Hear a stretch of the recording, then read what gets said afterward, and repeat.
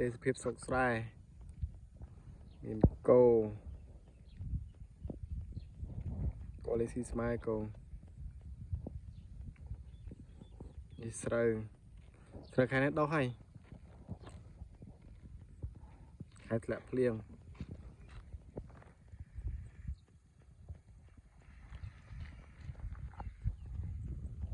វាស្រែ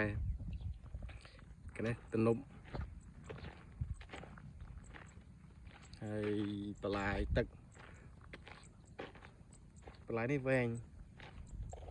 មានស្ពានទៀតណាស្ពាន